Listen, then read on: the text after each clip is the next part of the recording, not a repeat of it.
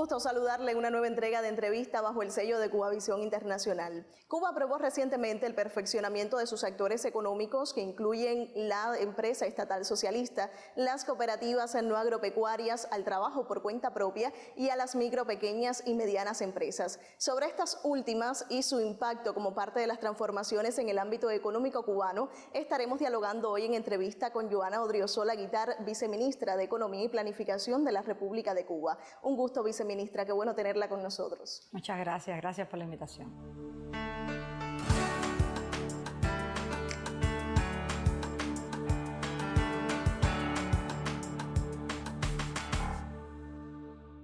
Viceministra, ¿en qué escenario económico Cuba aprueba estas determinaciones y cómo se incluyen en el modelo de desarrollo? Esta aprobación que es de este año tiene que ver con antecedentes que nosotros habíamos concebido ya como parte de nuestro modelo económico y social. En el año 2016, por primera vez, los documentos rectores de la transformación de nuestro modelo concibieron la posibilidad de crear micro, pequeñas y medianas empresas que se insertaran de conjunto con el resto de los actores en las transformaciones económicas que estábamos acometiendo como parte del Plan Nacional de Desarrollo Económico y Social hasta el año 2030. Posteriormente, en el año 2019, aprobamos un nuevo texto constitucional que concibió por primera vez a la propiedad privada como una forma de propiedad dentro del modelo, y desde entonces veníamos trabajando en el diseño de estos actores, de la forma de propiedad a la que responde y de todas las atribuciones, las facultades y de cómo debería insertarse en nuestro modelo. El decreto ley 46, también publicado en Gaceta Oficial, establece que las MIPYMES, por sus siglas,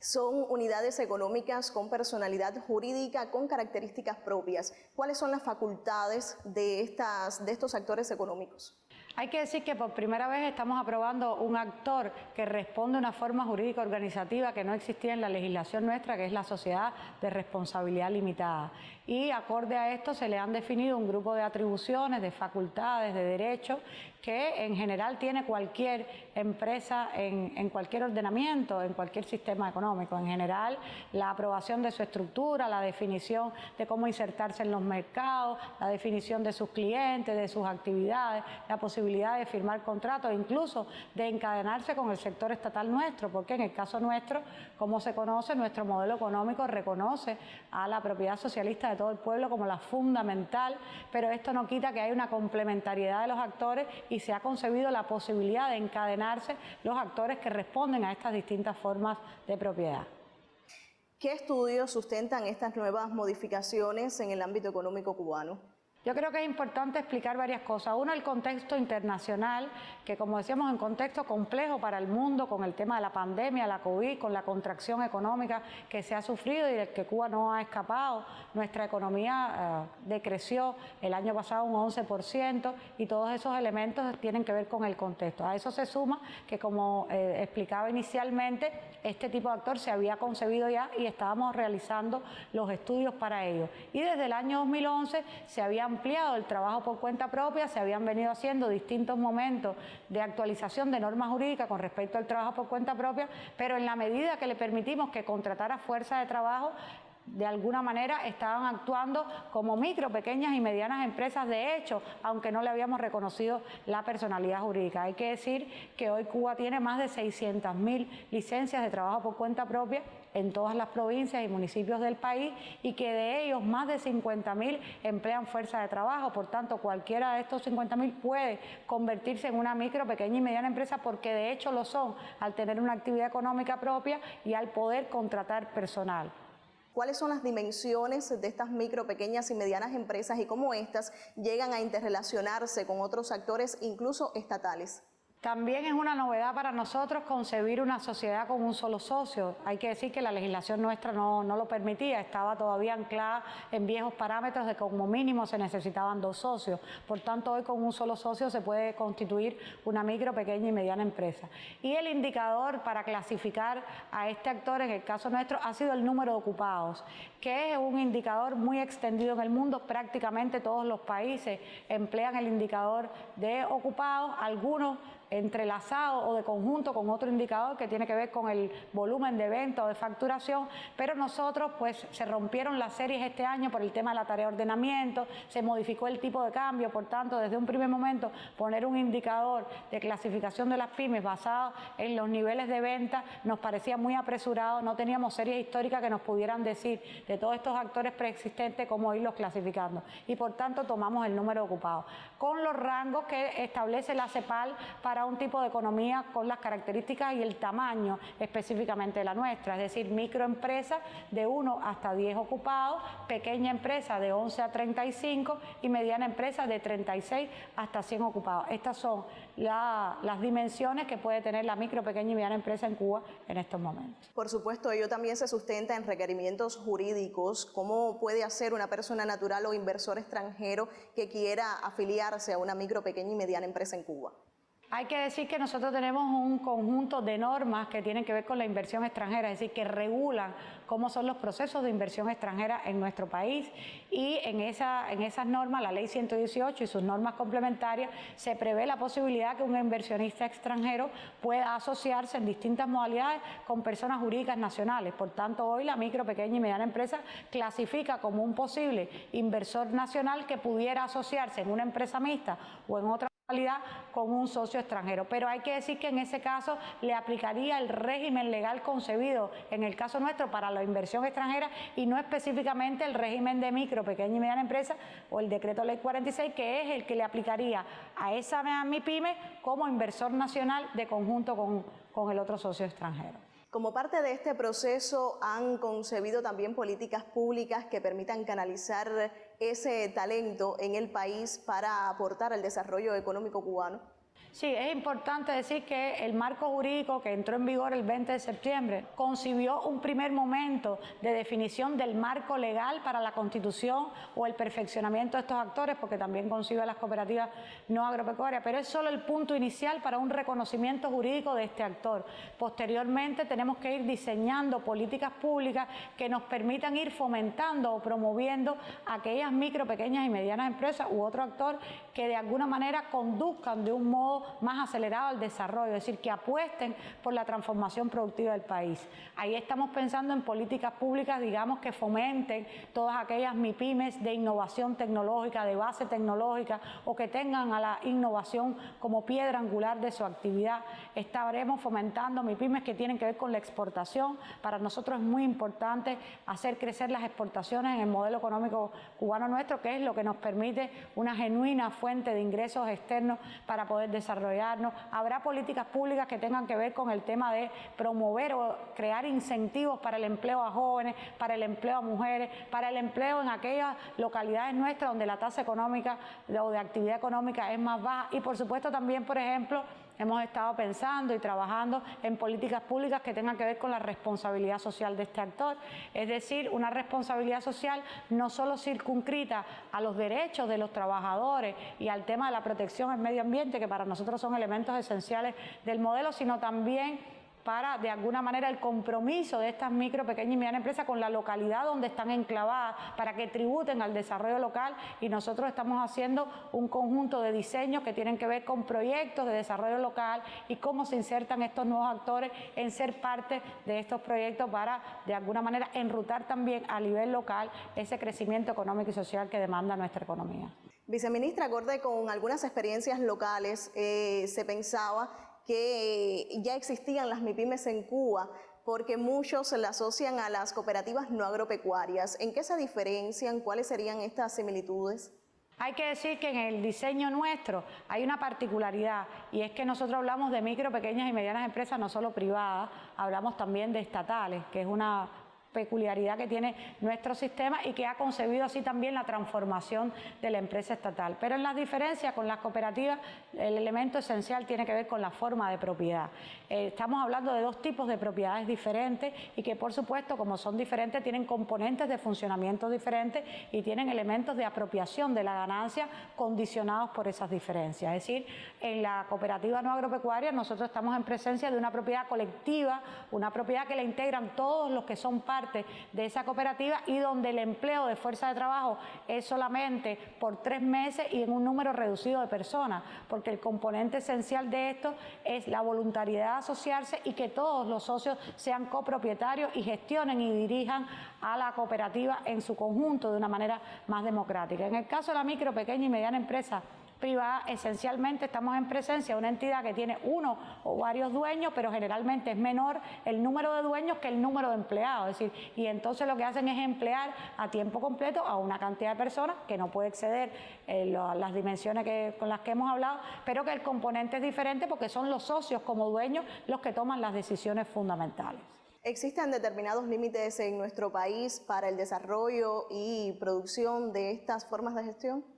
Hay que decir que en el caso de las micro, pequeñas y medianas empresas hay una dimensión que es la que hemos concebido, hasta 100 ocupados. Hay un grupo de actividades que ellas no están autorizadas a ejercer y que están concebidas transparentemente en nuestras normas jurídicas, pero el resto de las actividades ellos las pueden realizar. Hay que decir también que no hemos pensado en MIPYMES sectoriales, es decir, que se dedique a esta actividad u otra, pueden dedicarse a cuantas actividades lícitas o les esté permitido realizar y a partir de eso ellos pueden ir teniendo incluso establecimientos en distintos lugares, pueden ir firmando contratos con distintos clientes, pueden exportar e importar esto último a través de una empresa estatal, pero en general las atribuciones fundamentales de cualquier otra empresa están concebidas, pueden ser sujetos de crédito, pueden incluso, solicitar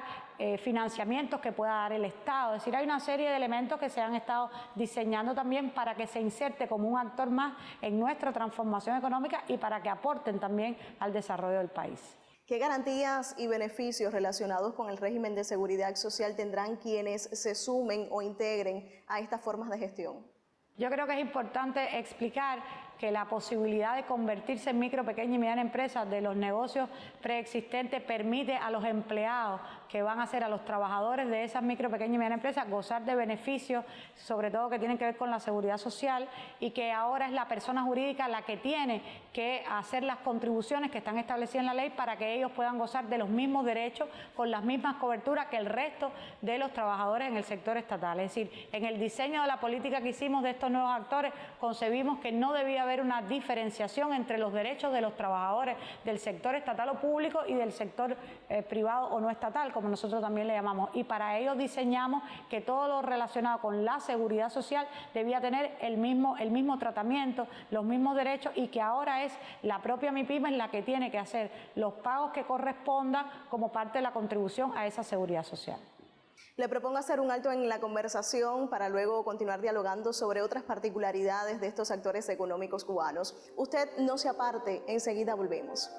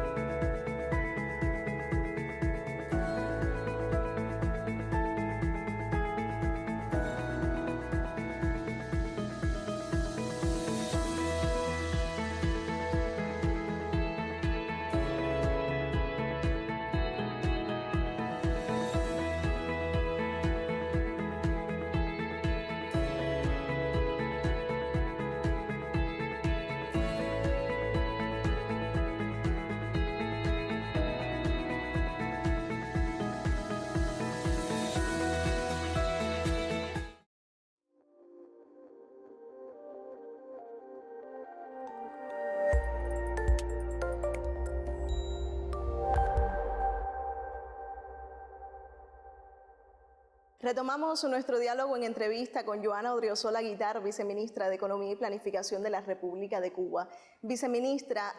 nuestra Cuba está necesitada de fortalecer la empresa estatal socialista. ¿Cuánto viene a aportar las MIPYMES para tal propósito?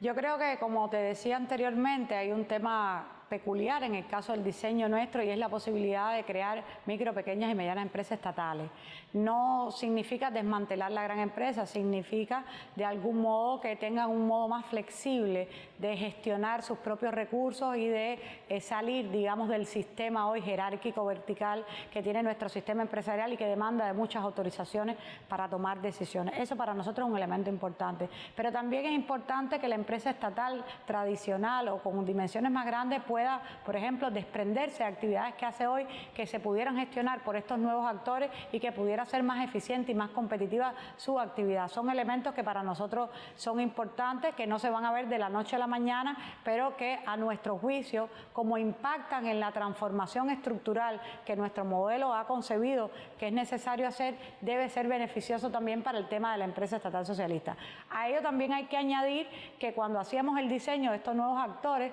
hicimos un mapeo de cuáles eran las atribuciones, las facultades que tenía el sector estatal con el sector no estatal, porque si queremos que compitan en varias actividades o en determinados sectores, es importante que tengan similares condiciones. De lo contrario, es imposible decir que uno es más eficiente que otro si tiene las manos más atadas a otra o si tiene, digamos, obstáculos o tiene trabas que no tiene otro. Por tanto, uno de los elementos también fundamentales ha sido, como explicaba, que hemos ido transformando la empresa estatal socialista, la hemos ido dotando de facultades, de ampliarle su actividad económica, de incluso eliminar en un grupo de ellas la escala salarial para el pago de los trabajadores y que se pueda pagar por resultados a partir de la decisión de la propia empresa. Se han liberalizado un grupo de facultades que hoy estaban en organismos rectores y que también demandan de la empresa estatal la posibilidad de tomar decisiones que en otro momento no tenía. Y en ese camino tendremos que ir perfeccionando todo lo que aún nos queda por hacer. Pero el hecho de que nuestra Constitución la haya concebido como el actor fundamental no es un elemento que solo puede quedar en el texto constitucional, tiene que ser demostrado a partir de su competitividad, a partir de su eficiencia, a partir de que logre mejores bienes, mejores servicios para la satisfacción de la población y sobre todo para el crecimiento económico y social que demanda nuestro país. Ya en nuestro país se han aprobado 168 proyectos entre cooperativas no agropecuarias y micro, pequeñas y medianas empresas. ¿Qué corresponde ahora? ¿En qué momento estamos?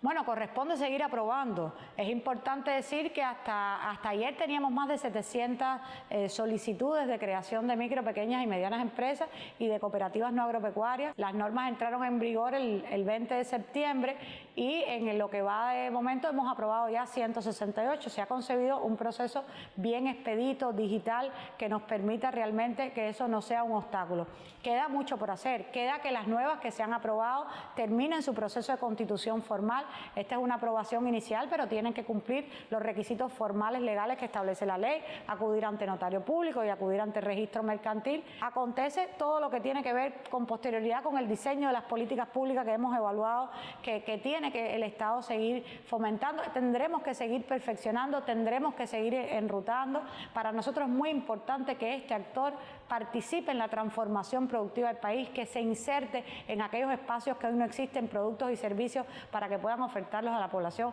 que se inserten en cadenas de valor que nos permitan ampliar la exportación, que se inserten en la transformación de la matriz productiva del país. Nosotros tenemos hoy industrias muy obsoletas, que tendremos que modificar la tecnología y por el contrario aparecen nuevas tecnologías, nuevos servicios. Todo el desarrollo de las telecomunicaciones impone nuevos servicios, impone transformaciones que para nosotros es importante también que en lo sucesivo, con la conducción del Estado, en la regulación de estos componentes, la definición de incentivos, se pueda ir abriendo el camino a todos estos actores y a su perfeccionamiento. Cuba se recupera de un escenario epidemiológico complejo, marcado también por el cerco económico recrudecido ya impuesto hace más de 60 años por Estados Unidos hacia nuestro país. Estos dos factores, ¿cuánto viene a incidir en la economía cubana? Inciden mucho. En el caso del bloqueo se ha explicado, hay una metodología que cuantifica los daños del bloqueo anualmente, que no es una invención nuestra, sino que está basada en elementos cuantificables de cuánto se nos encarecen a nosotros las exportaciones, cuánto se nos encarecen las importaciones, porque tenemos que ir a mercados más lejanos, cuántas exportaciones pudiéramos hacer de más en ese mercado que está tan cercano, cuántas transacciones financieras y se cierran operaciones con los bancos, cuando se le ponen multas a los bancos de otros países y cierran las operaciones con nosotros. Es decir, el tema del bloqueo tiene una dimensión que además ha sido recrudecida o fue recrudecida con la administración Trump, con más de 240 medidas que además están intactas con la nueva administración y que obviamente en el caso de la pandemia se siente mucho mayor el efecto. El tema de la pandemia también viene a contraer la actividad económica. Nosotros somos un país donde la actividad turística tiene un peso fundamental en la economía y la necesidad de cerrar las fronteras para controlar la pandemia ha provocado parte de todos estos elementos, que haya menos ingresos para el país y que las industrias incluso que se encadenan con el turismo, porque hay que decir que no solo es un tema de los ingresos que no se perciben, es un tema que hay industrias que trabajan directamente para la actividad turística, que se encadenan con los servicios turísticos, que al no existir esto también ven perjudicadas sus actividades. Y dentro de eso el control de la pandemia, por supuesto, es muy importante porque nosotros hemos tenido que cerrar industrias, cerrar provincias, es decir, tomar medidas higiénico-sanitarias para el control de la pandemia que ciertamente se reflejan en la contracción de la actividad económica que hemos estado viviendo.